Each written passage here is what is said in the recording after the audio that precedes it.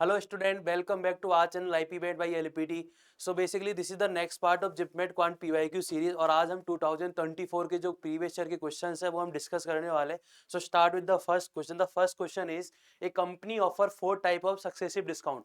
तो बेसिकली उसने डेटा दिया हुआ एसीडी में, पहले वाले में 25%, 15%, फिर सेकंड वाले केस में इस तरह से हमें डिफरेंट डिफरेंट डिस्काउंट दिए जा रहे हैं. मतलब ऐसा हमसे पूछा क्वेश्चन है, बोला है arrange the successive discount A to D in ascending order based on the final selling price after the discount. तो हमें असेंडिंग ऑर्डर में इन सबको अरेंज करना है. मतलब हमें ये देखना है कि भाई जो सेलिंग प्राइस है वो किस में ज्यादा होगी. अब सेलिंग प्राइस किस में ज्यादा होगी? जिसमें डिस्काउंट सबसे कम होगा. चलो हम देख लेते हैं. तो बताओ ये क्या सक्सेसिव डिस्काउंट है? मतलब इधर भी 25% का डिस्काउंट है, उसके बाद फिर 15% का डिस्काउंट किया गया. तो सक्सेसिव डिस्काउंट जब हम एक साथ निकालना चाहते हैं तो उसके लिए क्या फॉर्मूला यूज करते हैं? हम सक्सेसिव परसेंटेज वाला फॉर्मूला यूज करते हैं. क्या होता है फॉर्मूला? वो हमारे पास फॉर्मूला होता है एक्स प्लस वाई. फॉर्मूला होता है x plus y, x y divide by 100. ये हमारे पास फॉर्मूला हो गया सक्सेसिव डिस्काउंट. सक्सेसिव अगर हम परसेंटेज हमें दी है उनको कैलकुलेट करने का.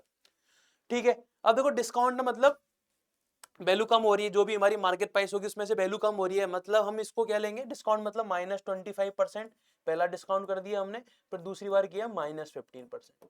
यही किया है. वैल्यू पुट कर दो सारी की सारी. कितना हो जाएगा? -25 प्लस -15 हो गया -40 प्लस 25 इंटू 15. क्योंकि माइनस माइनस प्लस हो गया तो इसलिए हमने प्लस लिख दिया डायरेक्ट.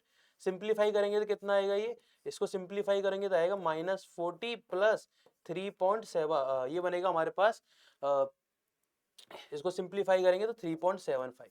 ठीक है. मतलब ये हो गया -36.25. तो जो फर्स्ट वाले केस से जो टोटल हमारे पास जो डिस्काउंट है वो कितना आएगा? -36.25%. तो फर्स्ट वाले में हमारे पास डिस्काउंट आया -36.25%. क्लियर है. नेक्स्ट वाले को देख लेते हैं. नेक्स्ट वाले में क्या होगा? सेम फॉर्मूला लगाना है. तो -30, -10, -40, इन दोनों को मल्टीप्लाई करेंगे तो आएगा 300. 300 को 100 से डिवाइड करेंगे तो आएगा 3. तो ये हो गया -37. ठीक है. इधर कितना आएगा? इधर हो गया हमारे पास, इधर भी हो गया -40 प्लस 35 इंटू 5 डिवाइड बाई 100. ये होता है 225. तो ये हो गया -40 प्लस 2.25. तो अल्टीमेट ये हो गया -37.75. क्लियर है. ये लास्ट वाला देख लो. लास्ट वाले में क्या आ रहा है? ये हो रहा है -35 प्लस 15 इंटू 20 डिवाइड बाई 100. तो ये हो गया हमारे पास -32. तो हमारे पास सारे ओवरऑल एक साथ डिस्काउंट आ गए. कि फर्स्ट वाले केस में ओवरऑल जो डिस्काउंट है वो रहा है -36.25%. सेकंड वाले में हो रहा है -37. थर्ड वाले में हो रहा है -37.75. और लास्ट वाले में हो रहा है 32%. अब देखो जितना कम डिस्काउंट देंगे सेलिंग प्राइस उतनी ही ज्यादा होगी. क्वेश्चन है कि अगर असेंडिंग ऑर्डर में लिखना है, मतलब जिसकी सेलिंग प्राइस सबसे कम होगी सबसे पहले लिख लेंगे. तो सेलिंग प्राइस सबसे कम कब होगी? जब डिस्काउंट सबसे ज्यादा होगा. डिस्काउंट सबसे ज्यादा कौन सा वाला केस है? सी. तो सी वाले में डिस्काउंट सबसे ज्यादा आ रहा है. ठीक है. उसके बाद क्या होगा? उसके बाद डिस्काउंट आ रहा है हमारे पास बी में. तो उसका डिस्काउंट हो गया हमारे पास बी में, फिर हो गया ए में, फिर हो गया डी में. तो हमारा आंसर क्या हो जाएगा? C B A D. मतलब option number B is the correct answer. Clear है ये वाला क्वेश्चन. तो इस वाले क्वेश्चन में बेसिकली हमने सक्सेसिव वाला आइडिया लिया, सक्सेसिव परसेंटेज कैसे काउंट करते हैं. ठीक है. नेक्स्ट क्वेश्चन की तरफ चलते हैं. The next question, arrange the following fraction in descending order. तो हमें कुछ फ्रैक्शन दिए हुए, उन्हें हमें डिसेंडिंग ऑर्डर में लिखना है. ठीक है. तो ये बताओ, इस अभी हमें डायरेक्ट करेंगे तो थोड़ा सा सिंप्लीफाई करना ही पड़ेगा, कुछ कर नहीं सकते. तो इनको परसेंटेज की तरह मान लेते हैं. तो परसेंटेज क्या करेंगे, कैसे करना है सॉल्व? तो वैसे करेंगे तो पॉइंट में आंसर आएगा. हम थोड़ा थोड़ा आइडिया, हमको परसेंटेज का आइडिया होता है. तो इन सबको पहले परसेंटेज में कन्वर्ट कर लो. तो 5/9, 5/9 मतलब 1/9 होता है 11.11. तो 5/9 क्या हो गया? 55.55%. ठीक है. हम इन सबको परसेंटेज में कन्वर्ट कर रहे हैं जिससे कि हमें चीजें आसानी से देखने लगे. 7/11, 1/11 होता है 9.09. तो 7/11 क्या हो जाएगा? 63.63%. ठीक है. 8/15, तो 8/15 हमें समझ में याद नहीं होता तो क्या कर सकते हैं? 800/15 कर लो. तो इसको लिख लो 8/15 इंटू 100. परसेंटेज में कन्वर्ट कर रहे हैं.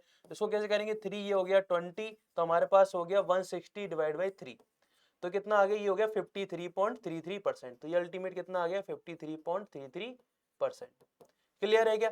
सिमिलरली हम 11/17 को लिख सकते हैं. 11/17 को कैसे लिखेंगे? 100 से कर दो मल्टीप्लाई. तो कितना होगा बताओ? ये हो जाएगा 60 समथिंग आएगा. तो वो लिख लो कितना आएगा? 102.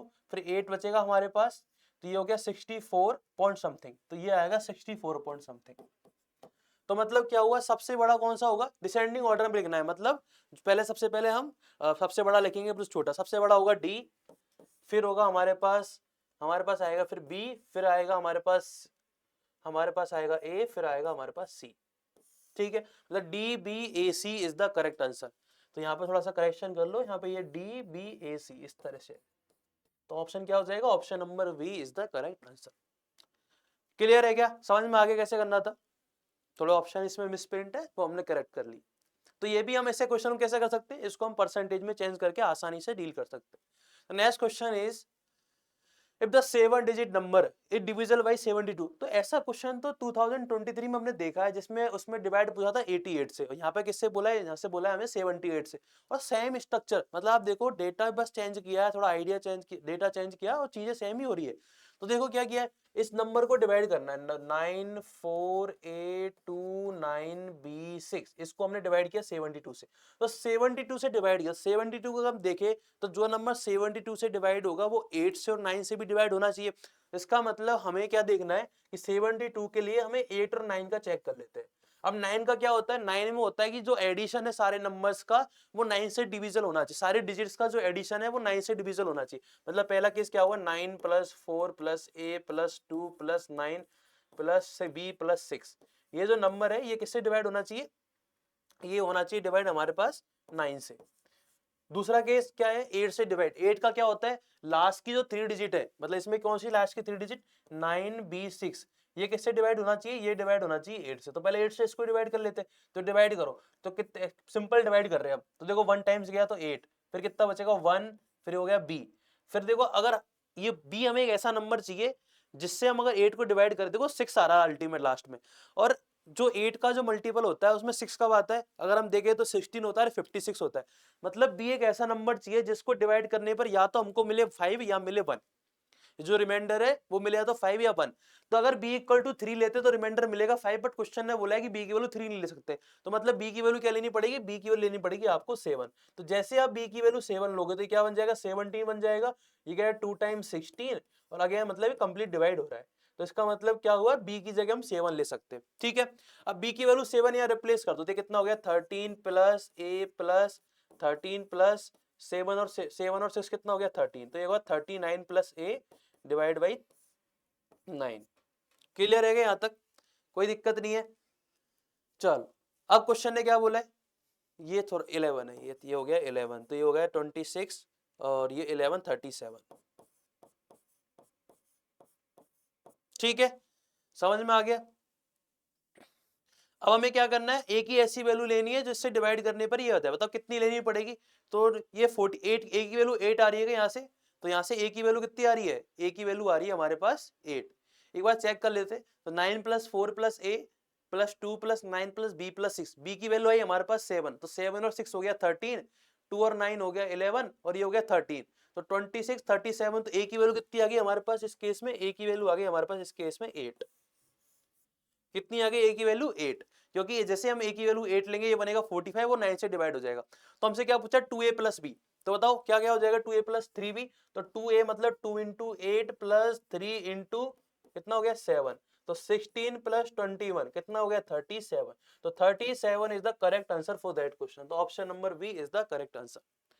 समझ में आ गया, सेम ही आइडिया सेम ही तरीका जो हमने लास्ट वाले जिपमेट 2023 में देखा था, तो वो सेम आइडिया से यहाँ पे क्वेश्चन सॉल्व किया गया है। नेक्स्ट क्वेश्चन की तरफ चलते, तो देखो अगेन मैच करना है लिस्ट को, और हमें ऑप्शन देखोगे तो सारे डिफरेंट डिफरेंट दिए हुए, तो हम क्या करेंगे किसी एक को चेक कर ले, तो हम सबसे पहले इसी को चेक कर लेते हैं 1 वाले को, तो चेक कर लो इसे।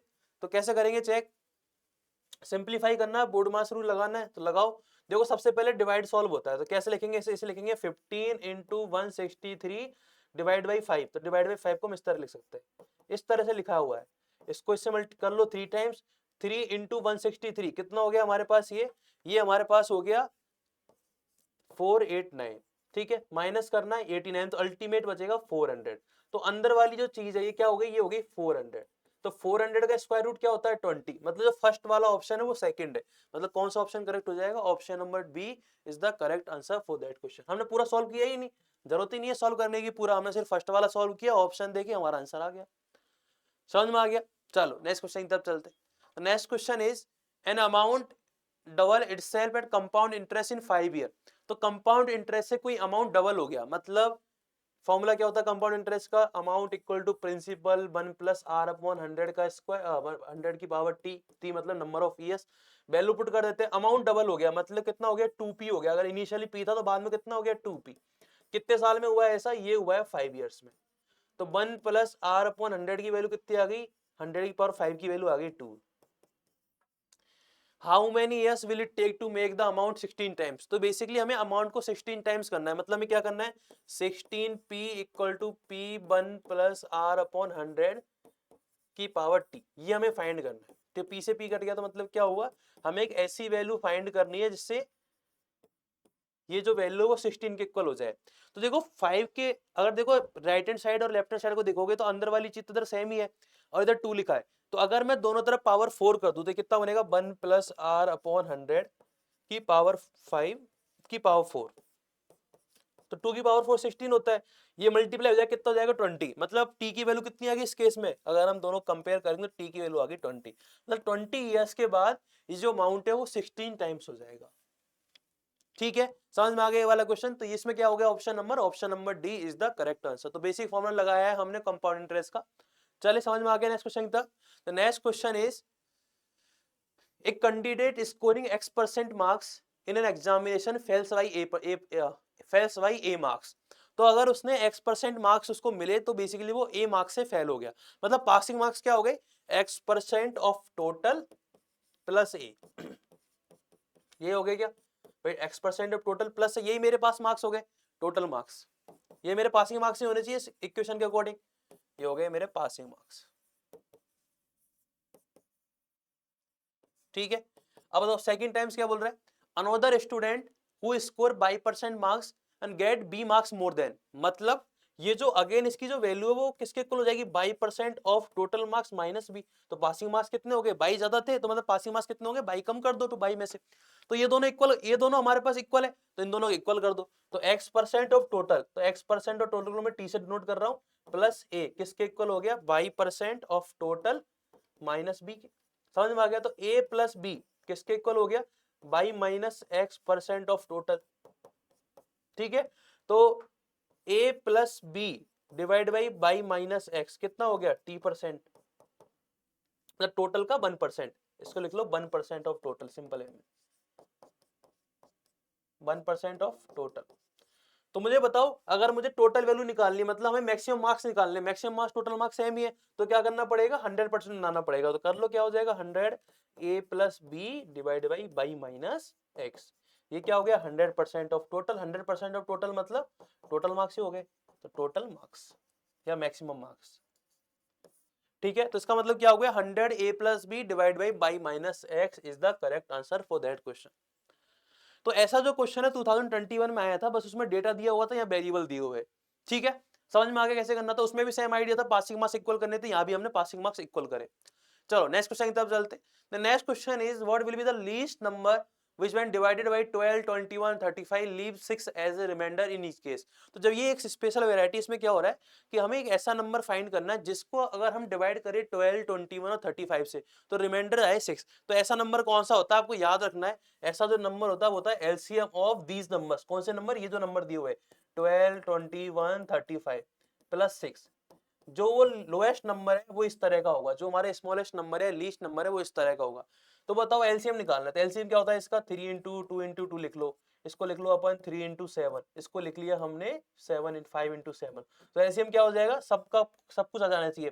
तो 2 इंटू 2 अगर 3 ले लिया तो ये पूरा आ गया, 3 हमारे पास पहले से है 7 ले लो, यहाँ पे 5 हमारे पास नहीं तो 5 ले लिया। टोटल कितना हो गया ये हमारे पास, टोटल हो गया हमारे पास ये कैलकुलेट कर लो, ये हो गया 10 और ये हो गया 40, तो 420 हमारे पास एलसीएम हो गया। तो इसकी जो वैल्यू आ गई 420 और प्लस हमको 6 ऐड करना है, कितना हो गया 426। मतलब 426 एक ऐसा लीस्ट नंबर है जो इस कंडीशन को होल्ड करेगा। तो ऑप्शन क्या हो गया, option number A that is 426।